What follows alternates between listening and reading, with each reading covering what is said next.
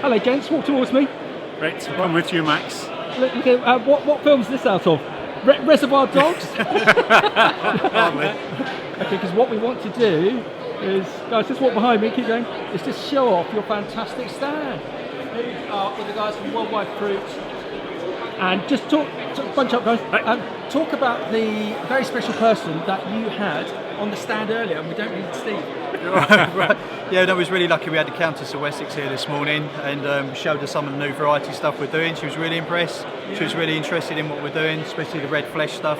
So no, it went really well, really positive, yeah. What I thought was really good, inspired by you, and I was really surprised it happened, was that one of your colleagues got out some cuts, examples of the fruit and presented it to her. And I thought, there's no way she is. She's enjoying it, and she went back for more, didn't she? No, exactly. And we gave her some to take home also. Oh, did you? Yeah, nice little box of mixed varieties. Excellent. So Steve, just tell us about Worldwide Fruit. Everyone knows Worldwide Fruit, but we've got an international audience. No one wants to know. Tell us about Worldwide Fruit, please. So Worldwide Fruit is owned by Fruition PO, so a group of over 30 UK fruit farmers, and also Countess.Global, based in New Zealand, which has got a footprint around the world.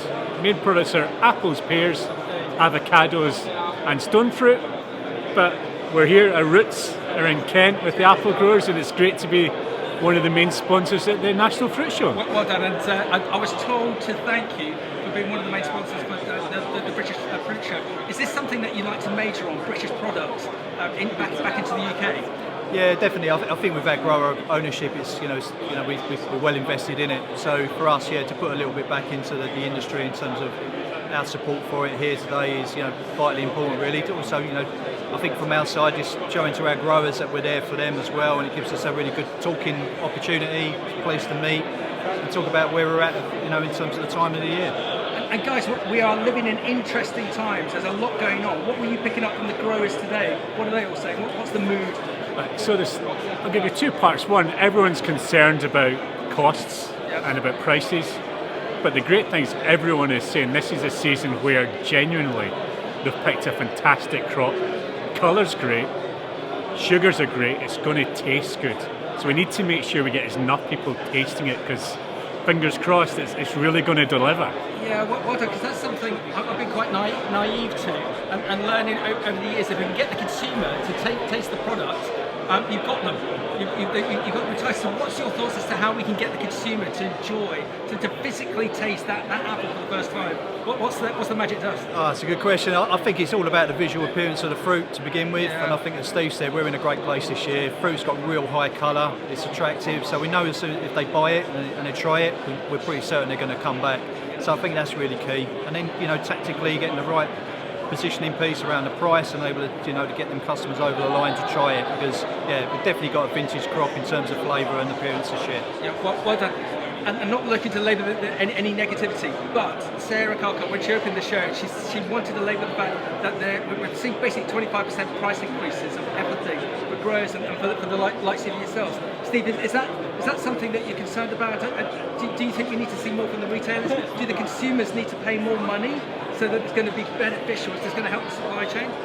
In a perfect world, yes, Max, but we can't hide from the fact we're in a global free market in apples, really, and there's an awful lot of supply just now from many different places that wants to be sold here, and we need to make sure we're competitive against that. And no retailer wants to be passing on increases to people who are already struggling with their budgets. It's a year when we have to, no, it sounds terrible, we have to hunker down, make the best of every apple we can, but we can't expect everything to be passed on. We have to find better ways to mitigate where possible, but fingers crossed this great quality is going to give us that advantage that we need. So do you think actually going through this period of adversity is going to make us all better? It's going to make the growers better, it's going to make the businesses like Worldwide Fruit better, it's going to make the retailers better. Are there actually advantages going through this economic period? Oh God, $1 million question again, Max, eh? There'll be some benefits, but there'll also be a fear that the lack of returns coming back can stifle investment. So we have to find that fine line. As long as it's not a change in the market that becomes ongoing, we can take a blip, people can take but you can't take a structural change, because there needs to be enough coming back for future investment. Okay, so are we generally looking long term? Are we generally optimistic? Are we generally positive about the future? I think long term, yeah. I think when we look at the variety opportunities that are there, and some of the work we've already, achieved with Jazz as a variety brand, also Pink Lady coming down the track for us as a variety, that's really exciting overall. So I think, yeah, there's opportunity there. But as Steve said, it's a one-year blip is something that we can contend with. But going back to your previous question, I think what this year has meant is a lot of growers have been looked through their costs with a different lens. They've been a lot more selective around what they harvest in terms of what's going to actually return a profitable or at least a break-even kind of position for themselves. So I think it has changed a little bit of habit and the way they approach the orchards and the harvest piece, certainly this year. Well done. And just to wrap up, this time last year I asked you your favourite variety. So I'm going to ask you again and just compare that with last year. Steve, what's your favourite variety? My favourite variety to eat is still Jazz, but I am unbelievably proud of our English Pink Lady. Look at these babies. So that's my new favourite. So we've gone from Jazz to Pink Lady, and yourself, sir? It's still going to be Jazz in terms of the flavour. Also, close run second would be Ladina as a variety as well. Gents, thank you very much.